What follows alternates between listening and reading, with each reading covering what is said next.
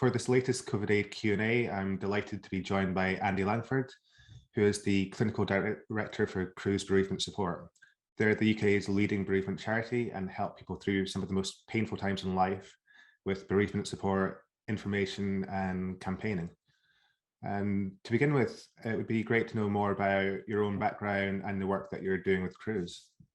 Sure. Well, thanks so much, Michael. Look, it's a real pleasure to be here. Thank you so much for having me, and welcome everyone, really. So in terms of my own background, I've been clinical director in Cruse, and I've been part of Cruse for about 6.5 years. I've had other posts within it that are more operational. But my background really is in counselling, cognitive behavioural therapy, clinical supervision, and coaching as well. So I've been practicing as a counsellor since 2003, and working in bereavement around then, alongside other related needs too. So very much within that, but also within sort of service design, and so where my heart is considering the individual, but also how people's needs can be met in a whole system, because that tends to be where we find ourselves, you know. Mm-hmm. So that's where I would come from, round broadly. And my position in Cruse really is around how we at Cruse can deliver services that are right for bereaved people at the right time, which obviously is multifaceted. You know, there's a lot of what we know from bereavement is that we all need different support at different times. Mm-hmm. And I'm aware there's such a wide range of things that we can speak about, especially in a kind of shorter space of time. But I was wondering, to begin with, what are some of the ways in which COVID-19 has affected how people have been experiencing grief and bereavement? Sure. I mean, I'm sure if we spoke with each individual, they'd have their own story, and I just wanted to attest to that. So the themes I'm talking about are really a conglomeration of what people have been telling us across Cruse through a number of different channels, like the helpline, our local services, even our chat function, what happens on social media as well. And by and large, one of the differences that people have found when they've been bereaved during COVID-19 or by COVID-19 during lockdown is that often those bereavements have had a suddenness to them, which is different from what many people have experienced previously. It's not denying, obviously, we've worked with people who have been bereaved through road traffic accidents, homicide, suicide, sudden infant death. All of these are very sudden, obviously, but there's a suddenness as well to do with COVID-related deaths, where it's not unusual for people to find that the experience of that bereavement is really immediate. So that might involve things like a couple being in their home, one of them is taken away in order to be hospitalised and treated for COVID, for their partner to find that they've died in hospital. So often that suddenness is exacerbated by another factor, which is that generally people with such a death, people haven't had the experience of being with that person when they've died in a way they would want to. And also the mourning period afterwards hasn't been the way people have wanted to often. We obviously we're in a bit more freedom now, but and that has restrictions too.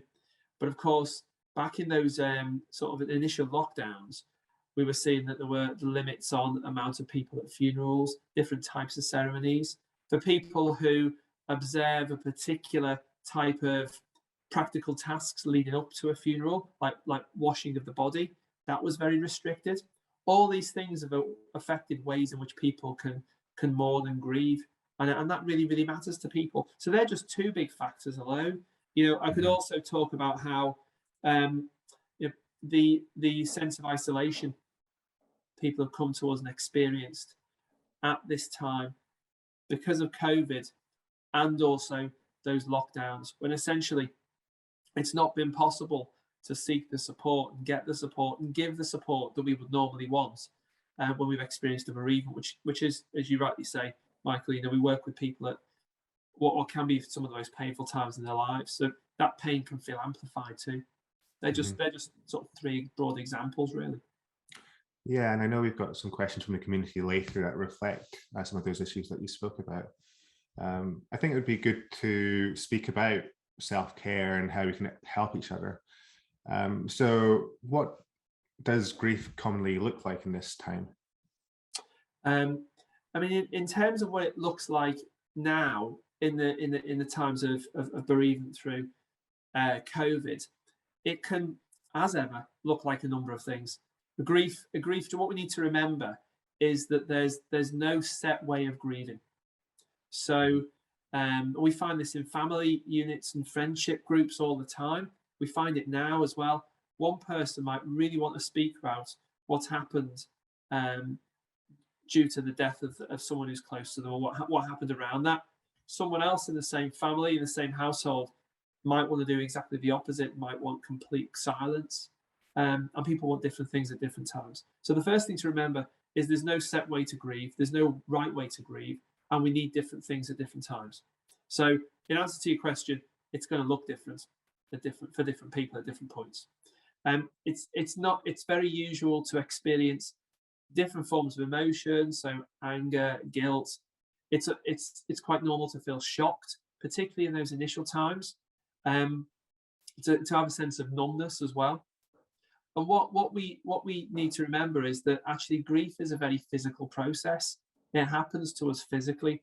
A lot goes on in our brain during a period of grief, and so that affects our body. So, a classic example would be, for instance, someone returning to work, is that it's really difficult to concentrate if you're experiencing a severe level of grief. It can be hard, literally, to concentrate on one or two sentences. You have to find you go back to the beginning to try and understand them. That can be quite debilitating if you're trying to manage a home, if you go into work and your job involves processing complex information. If you're trying to look after a family, you're trying to look after young children, that's really, really difficult. So that can be one of those things. Of course, what happens when we can't do that effectively? We experience symptoms of anxiety. So once again, that sort of palpitating heart, feeling hot and sweaty, trembling, not being able to sleep at night. All of these things add, and then we get those thoughts around, well, actually, I'm inadequate. I can't do this. I can't stop thinking about the person who's died. But at the same time, I need to try and manage my life, and I'm finding I'm not able to do that. So all of these things interplay with each other. So in essence, it can be quite complex. And that obviously can then result in us feeling down, feeling low in mood. All of these aspects is a whole range of how we normally grieve. So it can be quite complex, as you say, really, really difficult time for people. And of course, that's when we can often need access to the people we love and we trust the most, who we know have our back.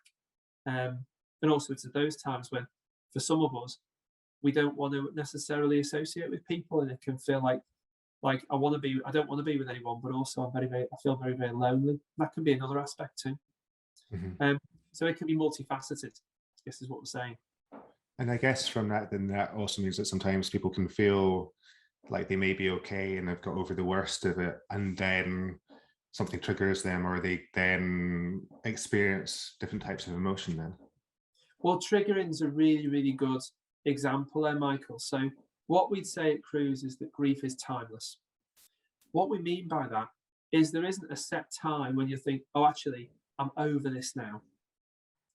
Certainly I'm talking to a number of people who are bereaved just over this past month, and they'd say, actually, the idea of getting over someone who I love so much would seem completely absurd, would seem almost offensive. Mm-hmm. So actually, you don't necessarily want to get over someone. The idea is really, or what can be most helpful, is to be supported in trying to work out, actually, how do I carry on living and crafting my own life and the life of those around me, whilst also remembering the person who's died. Because if they've meant so much to us and we've meant so much to them, they've impacted on who we are, then actually it's about taking their memory with us and finding ways of remembering someone instead of trying to get over. And then you are going to get to those points when there might be a trigger of strong memories, of like memories that are emotional to us. And that's entirely understandable. And we might need to give ourselves some extra time, a bit of extra support over that period. But it's not unusual to experience that, for instance, at birthdays or perhaps the first Christmas after someone's died. Mother's Day or Father's Day are big times for people when they contact Cruse as well. And there can even be things like when you have a common an experience that you've had that's common with the person who's died, and you do that again, or you engage in that with someone else, and actually then you find those memories come flooding back. So if you know you're going towards that situation, it is important to think about, how can I support myself, and how can other people support me in this? Mhm. And I guess one of my thoughts previously, or what I'd heard about, was the kind of grieving process and stages of grief. But from what you're saying, then it's more complicated than that. It's not necessarily that you'll go through certain stages one after another. Yeah, absolutely. You don't go through stages in a very, very systematic process. It's a different journey for different people. That model that you're describing there, those stages of grief, it's a really, really good model. But actually, it was formulated working in palliative care. Mhm. It was actually for people, helping them work out what was going on for them when they were approaching death. It wasn't necessarily about how we experience bereavement individually. There are other models that help us understand, and one of those would talk about how some days or some hours, we feel like we are just immersed in that grief, and we want to cry, we want to remember the person who's died, or we don't, and that's distressing in itself. We're sort of fully immersed in that grief. Other times, we actually can feel like we want to be active and get out and carry on with life, or that we feel we need to. And we broadly gravitate between the two. And actually, moving between one and another and trying to do a bit of both is entirely normal. Sometimes we find we get stuck in one, and that's when we need some support in being there and maybe remembering the person who's died, whilst also, for instance, trying to get into work, or trying to run the family, or trying to pay the bills. Making sure that life continues going. And so going between those two, actually quite a normal but difficult experience where we sometimes need support. Mhm. And then in terms of with friends and loved ones, like we were saying, it's been a very complicated time, and some people will be seeing maybe for the first time in a while, or in person rather than Zoom, or vice versa. So what do we need to look out for, when somebody's kind of suffering and needs help or support? Yeah, absolutely. I think the first thing I would say is that, um, instead of looking out for specifics initially, actually look out for the person. So if you know someone's experienced a bereavement, then please do reach out. One of the things that I've certainly found, I've experienced bereavements in the past. My dad died 6 years ago before Christmas. And one of the things that was most touching for me is when I went back into work, people asked about me and about that bereavement. Now, of course, you would hopefully expect that from a bereavement charity, wouldn't you? But actually, it was really lovely to see that people were not hesitant about coming up to me to reach out, and that really helped me. So actually, what we know, and we know this, a lot of research around this too, is that actually we need to look out for each other first and foremost. And if we know someone's experienced that type of loss, reaching out and saying, "Actually, I heard what's happened. I just want to say I'm here for you. Don't know what that might look like, but I'm here, and I hear you might need some support, or you might need some help. You might need whatever you need. I'm here for, really, if I can help." So that's the sort of the first thing, really. However, sometimes we struggle, and that gets beyond what you would call sort of normative grief, even though any grief can be difficult. And that's when that grieving gets more embedded, and it affects us in quite profound ways, which means that then life can become really, really hard. So one of those things can be if someone's really struggling in maintaining life and finding it difficult to hold things together, which is understandable, but also someone might need some extra support there. It might be that someone's becoming isolated and they're starting to withdraw from a lot of those those social circles that would really, really help them. So there's that too. Also, as I said before, it's entirely understandable to feel low, to feel down when someone's died who we love, or who we've had a really close bond with. Even if we haven't got on with them, that's entirely understandable. You have a close bond with someone, but not necessarily be harmonious. Having sort of significant guilt, or if someone's blaming themselves for that death, then that can be really, really painful to be with and live with. That might be an indicator that someone needs some more support. But then also, if someone's saying that they're feeling like life is becoming meaningless, that it's difficult to sort of find hope in life, it might even be that someone's expressing sort of thoughts around not wanting to be around anymore. That perhaps they're experiencing thoughts around harming themselves. Then those types of things are important to look out for, to think actually this person might need some extra support, from organisations like Cruse or another one where they can reach out and get some professional help. And then in terms of speaking to somebody about this, and I think you addressed that slightly, but I know myself, I've sometimes not known quite what to say and sometimes not said anything for that reason, which I realised in retrospect was not the right approach to take, or not what I would have liked to do. So what are the kind of best ways of speaking to people about this or reaching out to people? Yeah, absolutely. We do the best we can, don't we? Really, at any given time, I think. And then look back and think, oh, if only I'd have done this, this, and this. We always learn from the past, can't we?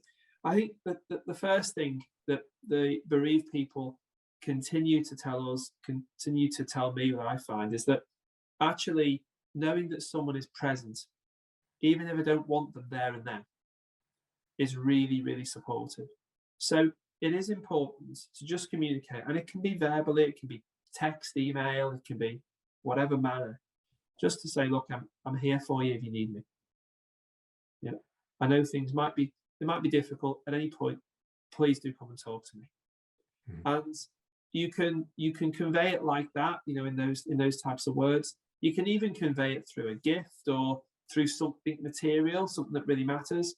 I've certainly seen in our neighbourhood round about here, in those earlier parts of that lockdown, that some people in this street even had experienced a bereavement. I saw folk dropping food parcels round, not knowing what to say, but dropping a gift round, saying, I just want to communicate I care. The second thing, actually one of the first things you can say, is actually offer condolence. And so in whatever words seem natural to you, or as natural as possible, I'm really sorry to hear about your loss. To express some sorrow in hearing about it is important. It's an acknowledgement. It's not to say I'm sorry, therefore it's somehow my fault. Absolutely not. What it is that you're expressing that you hear that it may be difficult for someone now, and you're acknowledging the death of the person who's no longer with them, and that's really important in indicating that actually I see you. I hear you. Otherwise, certainly what someone told me a couple of months ago was actually it feels like you've just been discounted and you're not there, and neither was the person who died, and no one wants to do that, do they? So it's showing that you're present and offering that condolence. Both of those things are really important. The other thing I would just add is that then if someone says, no, I'm all right for now, that was for that point. And, if we're bereaved, it can be difficult to know what we need and what we want at any given time. It can feel quite overwhelming or quite numbing sometimes. So it's important then, if you've checked once, go and check back again. At some point, just say, actually, you're still here. There's anything you need, happy to talk or just be. That's okay. There isn't the right thing to say. It's really about communicating that someone isn't alone. Mm-hmm. And in terms of the aspects of personally experiencing grief and bereavement, at COVID Aid right now, we've been speaking more about self-care, given another really challenging period, and I'm sure there'll be some more of those to come.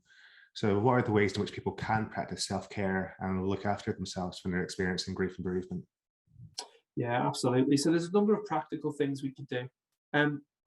one of the first things is try and give yourself a bit of time, take some time to work out as much as possible what you might need, because your needs will be individual, be different at different times, and give yourself some space for that. So, of course, there are times when you do need to mobilize and get up and think, actually, I'm going to do this. There are other times when you need to sit back and rest, and give yourself some space for your brain to process what's going on. So it's important to take that time that you need, and give yourself some space. Over sort of high points of the year, if you like Christmas is an example. As I say, Mother's Day's coming up sooner. We have advised people sometimes, even though the rest of society you might think are doing one thing, you might need to do something else. You might need to have a quiet time. You might need to have lots of people around. Do what is right for you at that point. One of the other things is you will sometimes feel like you want to have contact with people, other times you don't. And that's all understandable. We'd encourage you not to burn bridges. So there may be people that you love and you trust, but you don't want to see at the moment. That's understandable. What we would then encourage is to say, look, keep in contact. Because it seems to be a sad fact, but often people forget. It's not intentional, but sometimes people's lives literally move on, and for that person bereaved, it feels like it doesn't, because of course they're stuck with that bereavement. So keeping that contact. So to be honest with you, people don't forget, So that can be really important too. Another element can be around keeping a routine. So, and I know this is a real challenge when there might be restrictions and lockdowns, and maybe if you've got an enhanced vulnerability physically, it can be hard to get out in the same way that you would not have normally wanted to previously. But actually, having a routine in the day is really important. That routine, it will probably be disrupted by a significant bereavement. It might be that your routine included the person who died, in which case that's really jolting, isn't it? Because your daily routine is no longer what it was. But trying to craft one that involves some sort of basics, really, like being able to have time for rest, time to sleep, even if you find you can't, time to eat, once again, even if you find you can't. Having that structure really helps. Time to contact other people, time to be alone, time for a bit of exercise, and if it's possible, getting out and about. All of these things help maintain a fairly healthy lifestyle. And that will then help maintain us in that bereavement. So having that structure is really, really helpful. And then the other thing I would just say is, if you do find that it's getting more complex for you, that actually those troubling feelings and thoughts are persisting, you find yourself become more and more isolated, one of the best things you can do that's as a way of self-care is reaching out for help. So whether it's contacting Cruse, contacting a friend or family member, contacting your GP, whoever you might feel comfortable with, in order to get that support and just say, look, I need some help now, then that is entirely understandable, entirely fine. And it's one of the best ways to support yourself. We all need support at some point, don't we? Yeah, most certainly. One thing I was wondering, with recent headlines, there's been a public kind of outpouring of anger in the kind of political sphere, which I won't go into, but I was wondering, what ways might there be for dealing with things like this when you've lost somebody and there's a real, kind of anger kind of rising? Yeah, absolutely. I mean, we are all affected by those people around us. And I think one of the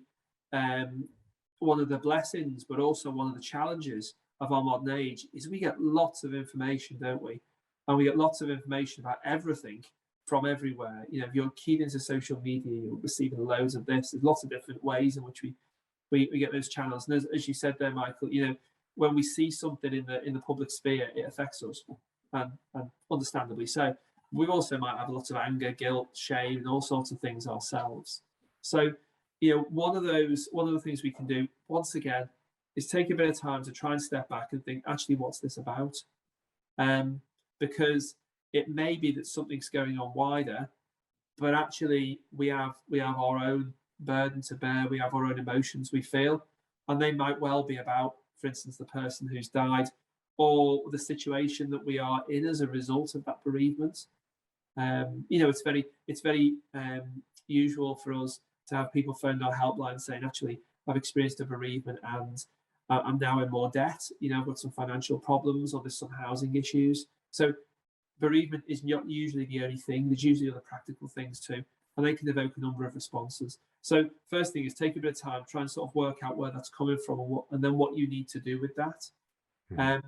And also, once again, I would say it's entirely normal, and it's a really good way of helping us cope ourselves if we need to work something out with someone else.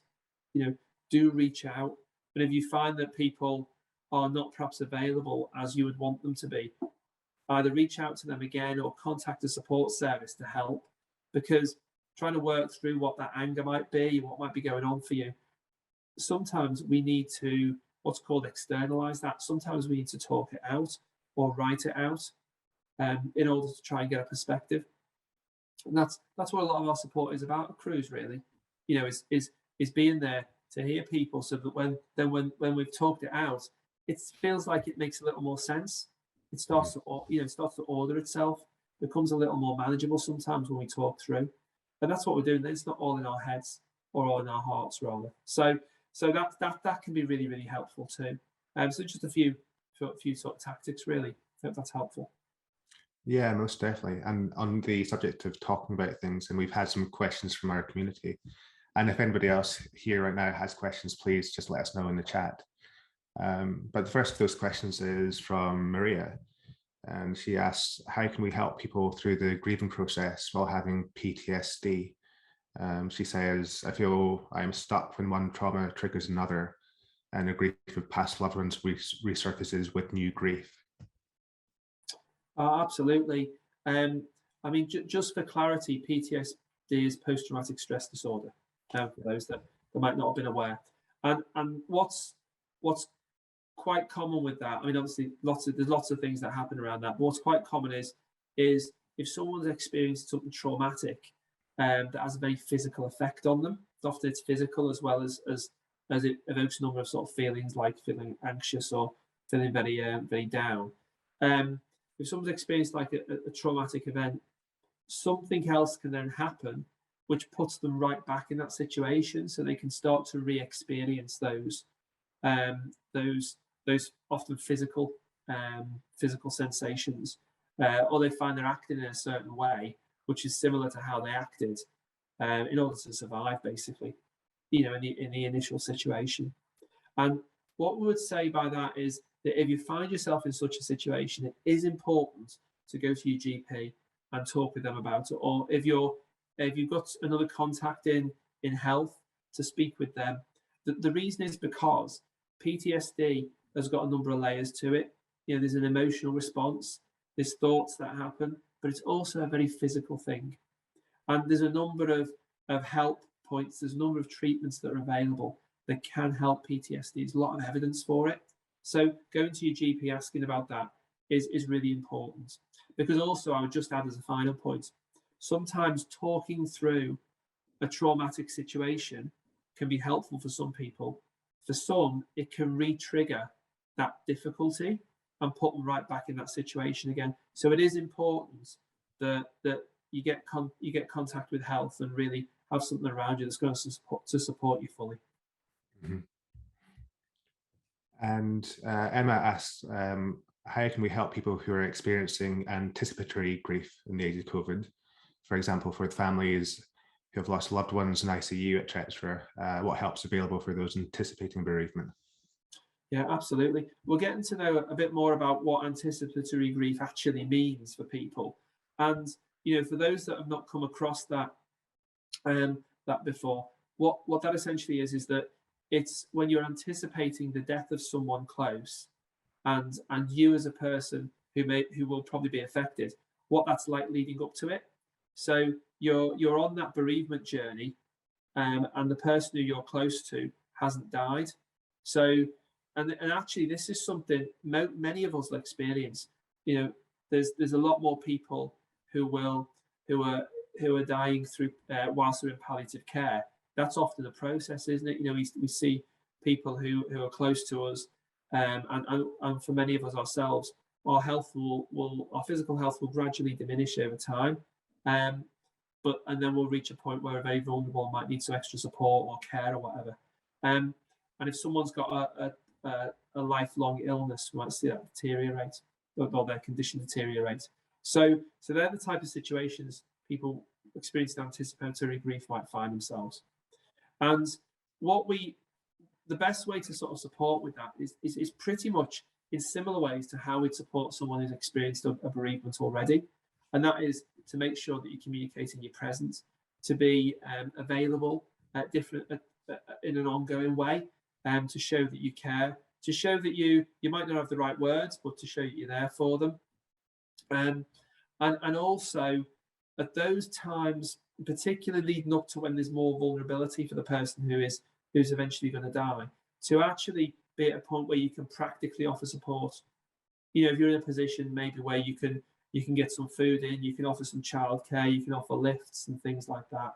When the person who is entering those most difficult stages is getting more and more vulnerable, it's often those around them that need that practical support to keep life going whilst also caring for or visiting the person who's in those final stages. And so that practical help can be really, really, really helpful too. It can be really useful too.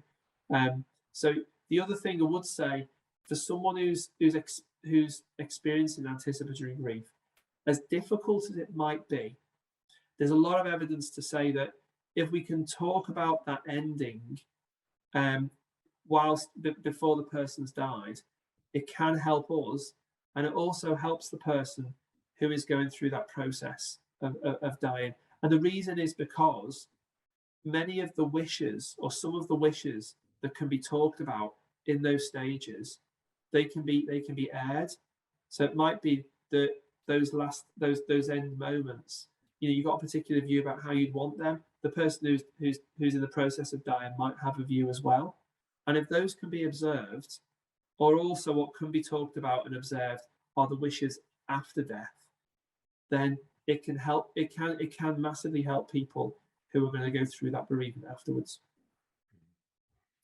Yeah, thank you very much. Claire asks, one of my close friends lost her dad last year, and I wasn't able to attend the funeral and see her at that time. And now I feel guilty over not doing enough. Is there anything I can do now? So thanks for reaching out with that question, Claire. I had someone come to me and say, is it too late? Is it too late for me to help this person they wanted to support? And the answer is, of course, it's never too late. I've seen it so much appreciated when, even after a little bit of time, someone has reached back out and said, look, I just want to say I'm really sorry for what's happened, for how the person, for that person dying. And actually, I just want to convey that. I want to be here for you. I've even heard people say, look, I'm sorry I wasn't there in those initial stages. I am here now. And if you found it awkward initially to talk, then you're not alone. Most of us find it really difficult to know what to say and how to say it and how to approach someone who has died, even though ironically we'll all experience the death of someone close. We'll all die ourselves, and and those that love us will all experience that bereavement. So it's a universal experience, but we all find it really difficult to talk about. So, if you go into someone, you say, look, I'm sorry I wasn't in contact, but I just want to say I'm here for you now. You're not alone. Most of us have been in that situation ourselves, or will be in the future, but yet we also want to help. So the key thing to remember is it's never too late, and you can reach back out. And then the final question from Matt is, my wife passed away in April 2020 when there wasn't the chance to properly grieve with friends and family. Now it feels like the world has moved on, but I haven't had the chance to do that yet. How do I do that? Oh, Matt, I'm so sorry to hear that you lost. That would be the case. Hearts just reach out to everyone who's experienced a bereavement and is coming onto this or viewing this. A bit like what I said before, in that it isn't a case of moving on. It's actually how you might want to live with the memory of your wife. For those that are listening who've experienced a bereavement and thinking, how do I get from this point to the next?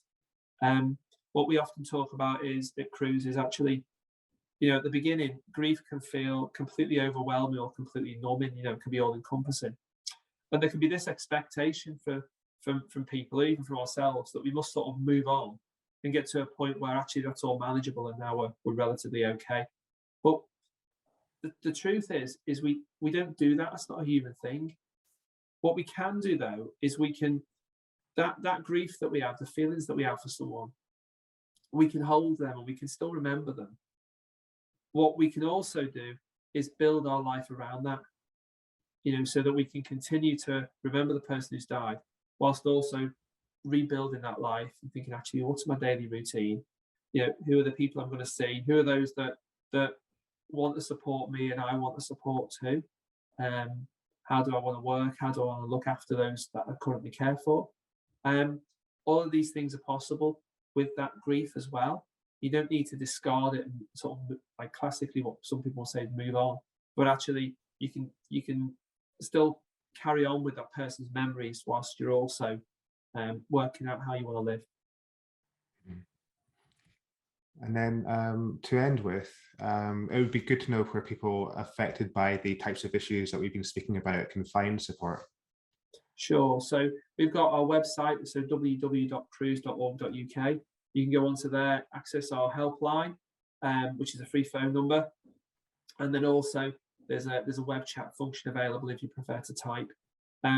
Once again, if you're experiencing those difficulties and things have become more complex, perhaps there's some trauma involved, speaking with your GP or someone else who you've got contact with in health is really important. There's lots of other options for support as well. There's a really good app called Hub of Hope, which is free to download. You can get that on your phone. I think you can get it on a laptop or other device now as well, where you can just find local services that are helpful to support in a number of ways as well as bereavement. So they're just some options really, and you'll find lots of other options available on our website too.